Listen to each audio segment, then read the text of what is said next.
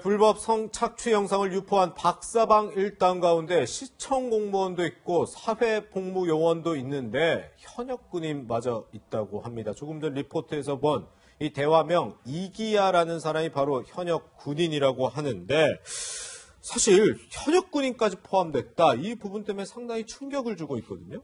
이제 현역 군인까지 포함됐다는 점에서 얼마 전부터 이제 군인들의 휴대폰 사용이 좀 자유로워지지 않았습니까? 그렇죠. 그것 때문에 이제 군대 내에서 기강이 너무 해이해진 것이 아니냐, 이 사건을 이제 떠나가지고는 그런 문제가 이제 제기가 된 것 같고, 예. 저 사건과 관련해가지고는 이제 경찰이 군 부대를 압수수색하는 일까지 벌어졌다고 하는데, 네. 현역 군인이라면은 관할 거는 이제 군사법원이나 군 검찰권이 같습니다. 네. 근데 뭐 수사 과정에서 일반 뭐 경찰이나 검찰하고 서로 이렇게 공유를 하고 협조는 할 수가 있어요. 그런 차원에서 압수수색이 이루어진 것 같고, 그리고 지금 조주빈의 신병을 확보하고 있는 게 경찰이니까는 그 현역 군인의 조사도 이제 경찰에서 같이 진행을 하는 게 더 유리하다고 판단을 한 것으로 보여요. 근데 네네. 여기서 이제 이기야의 휴대폰을 압수수색했다는 점에서 주목할 부분은 예. 조주빈의 그 휴대폰과 관련해 가지고 이게 기종이 어떤 외국 기종인 것 같은데 비밀번호를 끝까지 함구하고 있단 말이에요. 네네. 그러면은 그 하명수사, 그 울산 하명수사 관련해 가지고는 청와대 그 수사관이었어요. 스스로 목숨을 끊으신 그분의 휴대폰을 기기를 통해 가지고 여는데 4달 정도 걸렸거든요. 네네. 조주빈의 휴대폰을 여는데도 그만큼 시간이 걸릴 수 있는데 이기야의 휴대폰은 일단 압수수색이 되지 않았습니까? 만약에 여기 풀어가지고는 내용물이 나온다면은 둘 간에 어떤 모의가 있었는지 역할 분담이 어떻게 이루어졌는지 혹시라도 단초는 잡을 수가 있게 되겠죠. 예. 네, 지금 뭐 군 검찰은 이 이모 일병에 대해서 뭐 구속영장을 뭐 청구를 했다고 하는데 네. 박사방에서 이 일병이 뭐 어떤 역할을 했던 건가요? 그러니까 우리 이제 박사방에 들어가려면 5단계를 거쳐야 된다고 얘기하잖아요. 그렇죠. 네. 첫 단계가 뭐냐면 그 텔레그램 방이 어디 있는지 어떻게 알겠습니까? 일반 사람들이. 예. 아무도 모르는 거예요. 네. 그리고 또 접근하려고 하더라도 이게 폐쇄된 방이기 때문에, 폐쇄적인 방이었기 때문에 접근이 어려운 거예요. 그러니까 그 텔레그램 방의 주소를 사람들한테 보내는 역할을 한 거예요. 그럼 그 주소를 받으면은 그걸 먼저 링크해서 들어가야 그 방에 처음으로 입장이 가능한 거고요. 네네. 들어가고 난 다음에 그 다음에 결제를 해야 그 영상들을 볼 수 있는 거예요. 성착취 동영상을. 네네. 그러니까 첫 단계가 바로 그 주소를 퍼나르는 작업을 해야 되는 건데 예. 이기하라고 하는 지금 육군의 일병으로 있는 이 군인이 그런 역할을 했다는 겁니다. 근데 예. 더 놀라운 것은 뭐냐 하면은 군 입대 지난해 12월에 했고 지금 일병인데요. 예.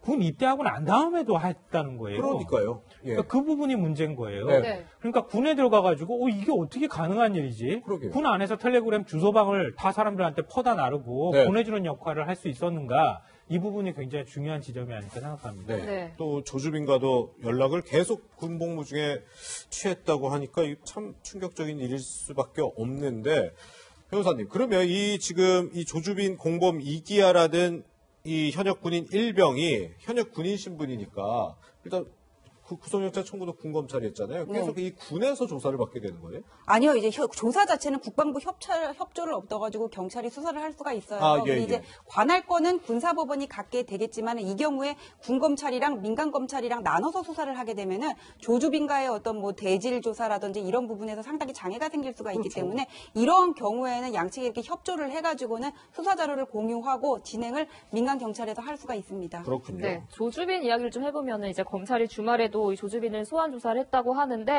보니까 이 조주빈의 공범이죠. 거제시청 소속 공무원 천모 씨를 불러서 처음으로 대질 조사를 했다고 해요. 이거는 어떤 이유일까요?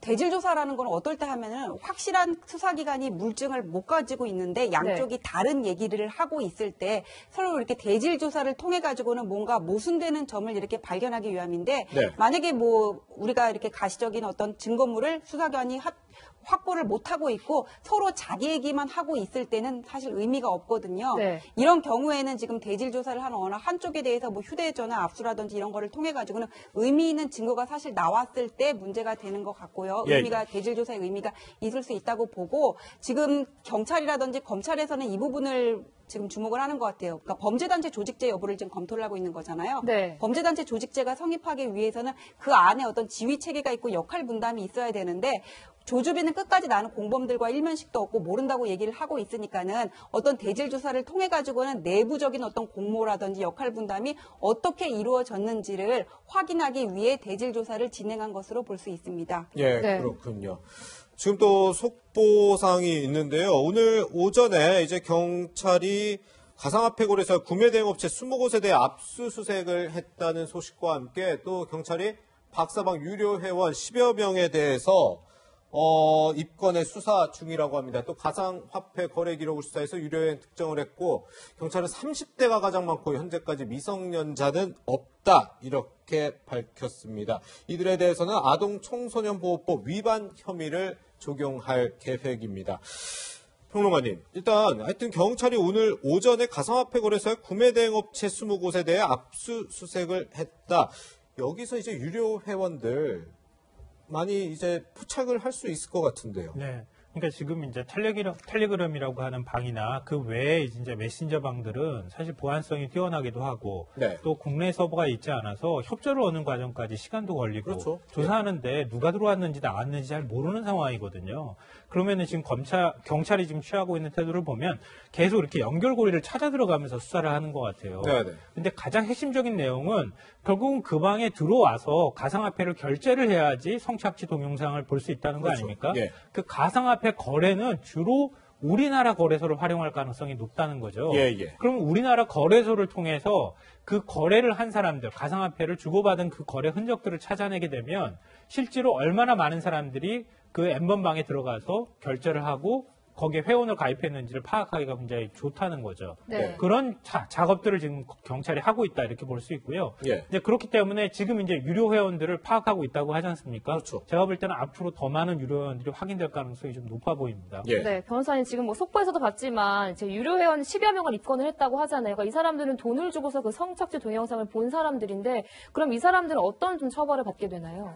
그러니까 돈을 주고 들어갔다고 해가지고 네. 이제 처벌 대상은 될 수 있어요. 입건 대상은 되는데 구체적으로 어떤 처벌을 받을지는 이 사람들이 그 안에서 어떤 역할을 했는지를 봐야 되거든요. 네. 유료 회원으로 들어가가지고는 그냥 뭐 영상을 보기만 하고 소지만 한 경우도 있을 수가 있고 아니면은 유료 회원으로 내가 들어가가지고 어떤 영상을 올려달라고 지금 뭐 내부적인 어떤 이 사람들 범죄 상황들을 보면은 어떤 영상을 올려달라고 요구를 하기도 했다 그러거든요. 네. 그다음에 또 유료 회원도 방마다 또 금액이 다 다르더라고요. 더 많은 금액을 지불하면서 더 자극적인 영상을 원했던 사람이 있을 수 있고 만약에 이 정도 된다면 어떤 범죄단체 조직제의 조직원으로 뭐 같이 볼 가능성도 있게 되겠지만은 네. 단순히 그냥 돈을 내고 영상을 시청한 정도에 불과하다면은 이 범위를 어느 범죄단체 조직제를 적용한다고 할 때 이 바운더리를 어디까지 확정을 해야 될 것인지 이런 문제도 발생할 수 있다고 봅니다. 법률적으로. 근데 이게 굉장히 중요한 지점인데요. 예. 왜냐하면은 이제 조지빈을 비롯해서 공동 운영자의 경우에 이들을 어떻게 우리가 바라볼 것이냐. 네. 거기 안에 들어와 있는 들어와 있던 회원들을 그냥 단순한 소비자로 볼 것이냐 아니면은 똑같은 공범인 가해자로 볼 것이냐 이런 차이가 있는 거예요. 네. 그러니까 조지빈은 난 그냥 사기꾼입니다.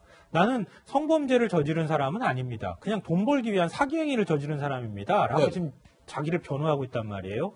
근데 거기 안에 들어와 있는 사람들은 그냥 호기심에 난 들어간 사람들입니다. 이렇게 자기를 변호하고 있다는 거예요. 네. 근데 지금 경찰이 수사하는 전체적인 틀을 보면 조주빈은 전체적인 성착취를 지시하거나 한 범죄단체의 수괴라는 관점으로 보는 것이고 네네. 거기 안에 들어와 있는 사람은 단순한 시청을 하고 그냥 단순히 소지를 한 사람들이 아니라 같이 성착취를 행한 사람들로 보는 거예요. 그러니까 그거는 완전히 처벌 수위도 달라질 수 있고 사회적 관점도 달라지는 거거든요.